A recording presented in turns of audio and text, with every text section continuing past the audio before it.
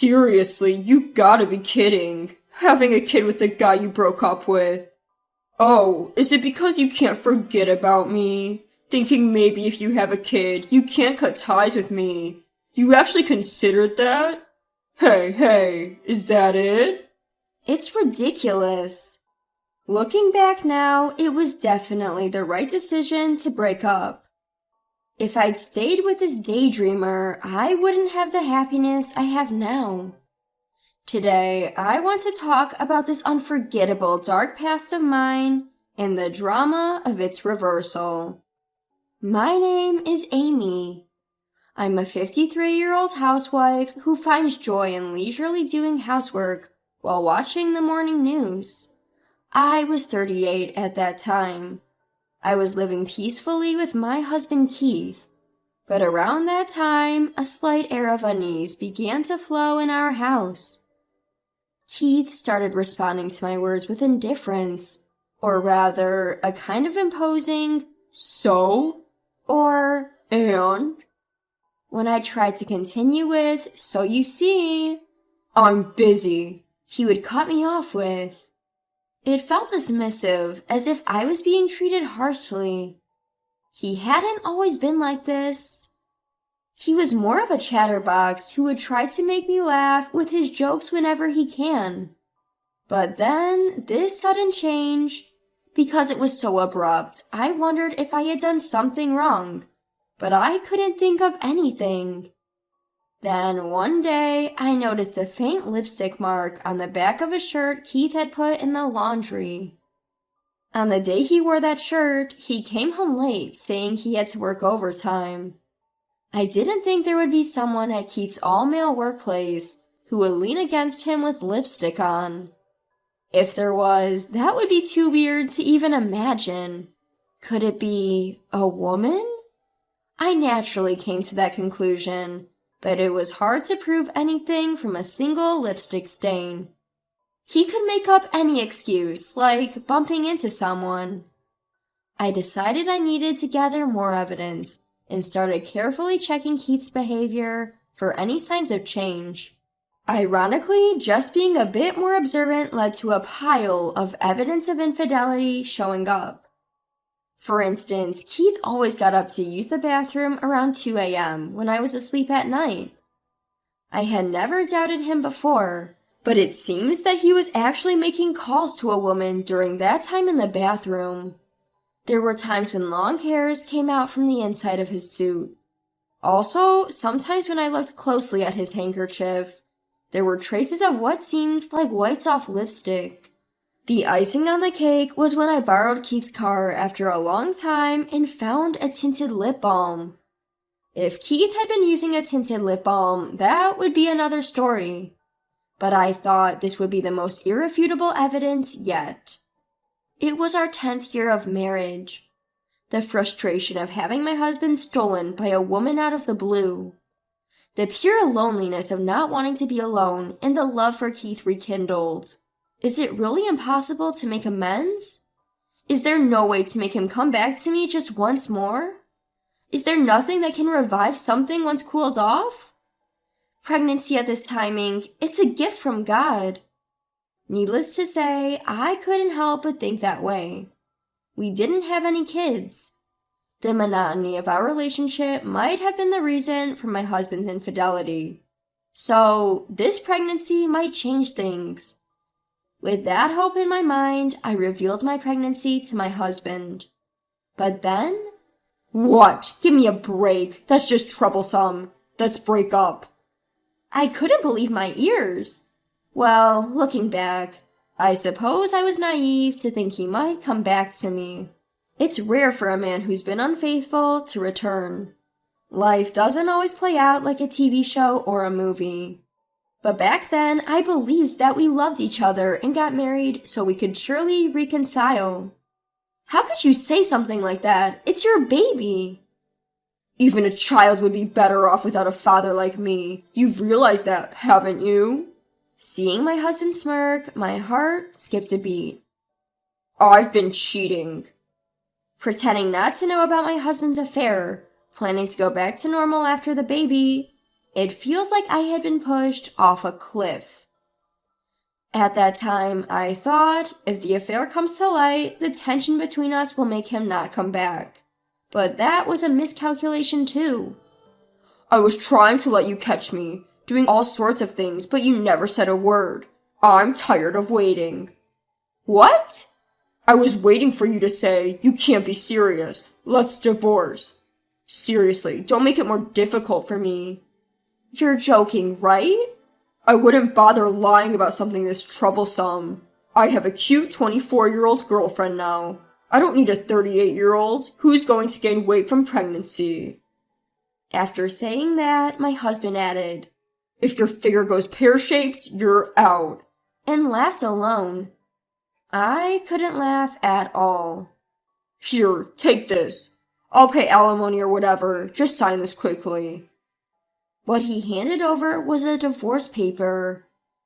After that, I cried days and nights for 3 days straight, and finally decided to sign the divorce paper when he stopped coming home. 5 years have passed since then. I was scared of getting older and being single, but luckily I remarried my old friend Troy, who also had a divorce, and we've been living modestly with our child. Troy's wife also cheated on him. He too is a survivor of a messy divorce. Being comrades who share the same pain, living with him was very comfortable. Every year on our anniversary, he reserves a fancy restaurant and he gives me slightly expensive gifts for my birthday. I feel cherished. I wish these days could last forever. With that in mind, we celebrated our wedding anniversary again this year. We were supposed to have a fun meal at our usual high-end restaurant. Wow, it's Amy. The person who grimaced at the sight of me was my ex-husband. What are you doing here? I couldn't help but show my disgust. What a tragedy. I unexpectedly ran into my ex-husband coming out of the restroom. Just a business dinner. Not like you with that bored look. I'm busy, huh? My ex-husband's gazed straight over my shoulder and he strode over. Huh, you had that kid you were pregnant with from me? That's disgusting. He reached out and pulled at the child's hand, scrutinizing him as he said the unthinkable. Seriously, you gotta be kidding having a kid with the guy you broke up with. Oh, is it because you can't forget about me? Thinking maybe if you have a kid, you can't cut ties with me? You actually considered that? Hey, is that it? The ex, grinning from ear to ear, seemed to be thoroughly enjoying spinning the child around on the spot. The child's face contorted into a grimace as he wailed. He started crying. Papa, Mama, help! I'm being taken by a stranger! Steady there, I'm your papa. Your mama's right there. You're just as stupid as she is, said my ex. Just as he finished speaking, a man over 6 feet tall appeared behind him and grabbed my ex's arm hard. That child is mine, you know. What? I couldn't help but chuckle at my ex's surprised face. Huh? This guy's Amy's new husband? I didn't respond to my ex's question. I don't know what you were talking about, but you can't make a child cry and get away with it, you know. The tall man glared at my ex. A tattoo peeked out from under his sleeve, and my ex blanched at the sight of it. Hey, Amy, stop your husband. Huh? That woman is not my wife. What? At the man's words, my ex looked surprised again, glancing back and forth between me, the man, and the crying child. Huh? What? Then who's this kid? Before he knew it, my ex found his arms tied up by the man. This man is acting suspiciously and being suspicious. Someone call a staff member. There's a man here harming my kid. The man shouting at the restaurant caused such a commotion. Oh dear, what a way to celebrate a special anniversary. I thought, but I couldn't help but smirk. It had turned out to be a good day, if only by accident. "Wait, Staff, over here! I saw this man forcibly grab a child's arm!" At my words, my ex's mouth fell open. Wait, Amy, what's going on? I really don't get it. I told my frantic ex, "I'm not his wife, and that child is not mine, and certainly not yours." But he was right behind you. "You were standing in the narrow entrance of the restroom. The child couldn't get in because of you. He just followed his dad to the restroom and you got in his way." What? Ugh, you probably enjoy making fun of people, but you really need to stop jumping to conclusions. Perhaps you should be aware of your surroundings. What? Shut up. I don't need to hear that from you. Of course, my valuable words probably wouldn't reach a suspicious person like you. I told you, I'm not suspicious. Oh yeah? A man who approaches a random child, grabs their arm, and then starts talking in a baby talk saying, "I'm your daddy," isn't suspicious at all? You gotta be kidding me. That's because... Then you have the nerve to say to the woman in front of you, "Your mom is over there, right? Do you still think we're a couple?" As I say this with a smirk, my ex-husband Keith turns bright red and yells, "Stop messing with me." However, as Keith gets louder, the man restraining him tightens his grip. Ouch. Hey, mister. Let me go. I'm innocent. How are you innocent? You undeniably made our precious son cry. That's a misunderstanding. Before Keith could finish, I cut him off with, "The fact is, you misunderstood and laid your hands on someone else's child, right?" In response, Keith glared at me and said, You. "Ew, I've been glared at by a suspicious person. Scary." I say this in a deliberately cute voice, and it seems to rub Keith the wrong way. He starts to attempt to escape from the man's grip. "You're so deluded, you even think we're still a couple. Oh, perhaps you couldn't forget about me?" I purposefully repeat the accusation Keith had made earlier. As expected, Keith becomes enraged, and sensing the danger, the man throws him to the ground and straddles his back. You really thought you could escape from me? While the man might be trying to lightly intimidate him, the tattoo adds a layer of genuine scariness. Keith must have thought, this might be the end of me. Hey, Amy, tell them it was a misunderstanding. And as I've said, pulling on a stranger's child's hand is not a misunderstanding at all. I thought it was my kid. Upon hearing Keith's childish pleading in a half-crying voice, I burst into laughter. Claiming he's your kid when you haven't even acknowledged him and haven't paid any child support? Huh? Did we ever talk about recognition or child support after our divorce, Keith? Well, I wouldn't have acknowledged him even if you did. You knew that, and that's why you never contacted me, right? Don't be stupid. Why would I do such a thing when I'm raising a child by myself? I'd hunt you down until you pay. Huh? But then why? You see, the pregnancy test turned out to be a false positive. When I went to the OBGYN, they told me I wasn't pregnant, and that solidified my decision to sign the divorce papers. Yes, during those 3 days when we started discussing divorce and Keith didn't return home, it's true that I spent these days crying. But I knew I couldn't just divorce without understanding the full situation, especially with a child involved, so I went to the OBGYN first. Even if we were to divorce, I wanted to get a grasp of alimony, child support, future living expenses. I wanted to sort all these things in my mind. I even thought about enduring the hardship if it would benefit my child. But at the OBGYN, there were no signs of pregnancy. Instead, they found a tumor in my ovaries. When I went through the surgery for the tumor, I happened to share a hospital room with the mother of my current husband. I was childhood friends with my husband, so I knew both his parents. When he came to visit his mom at the hospital, we reunited and became close again. Once, I thought of my pregnancy at this time as a gift from God, meant to ensure things would work out with my husband.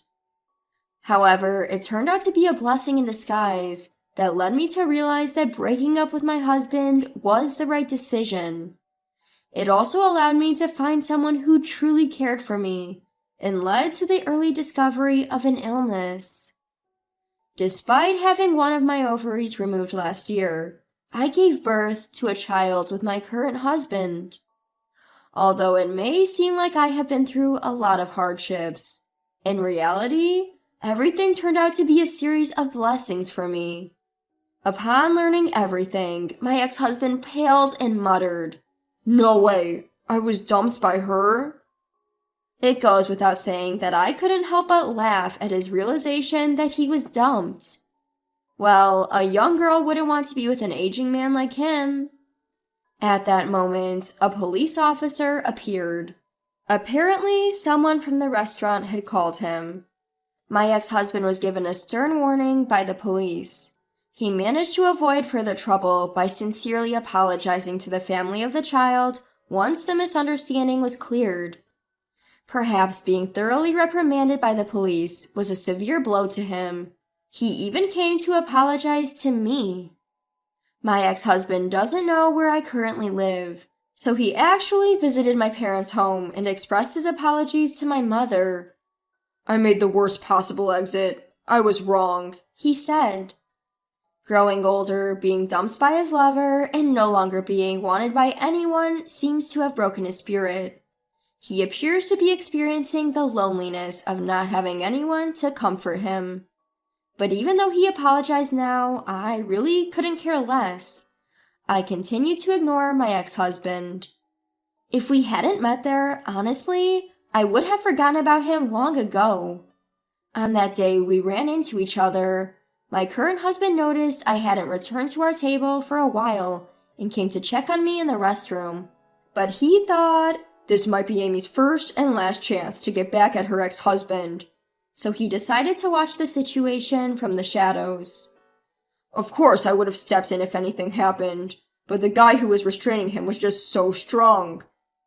Oh, that guy? He's apparently a returnee, and he was a football team captain in America.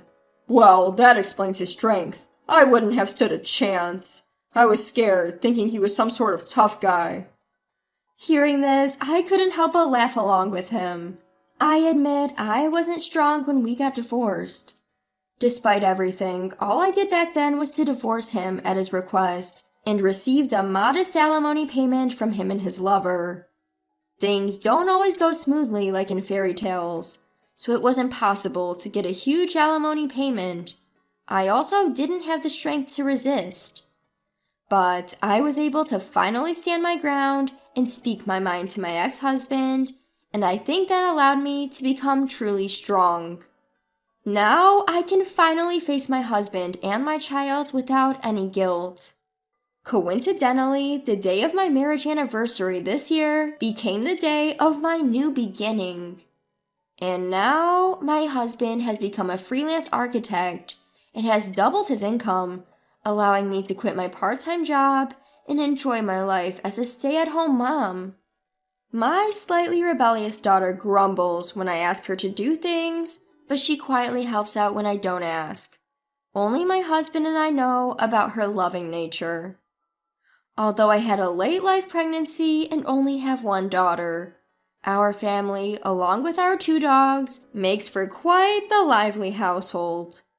Despite never having children with my ex-husband, I was able to get pregnant with only 1 ovary and give birth even at an advanced age with my current husband. I can't help but think this is in some way fate. The dream of marrying the special destined one that I had since I was a child came true in an unexpected way through remarriage. Just some dreamy thoughts that I entertain from time to time. And with that, I am here cherishing the everyday happiness that is anything but ordinary.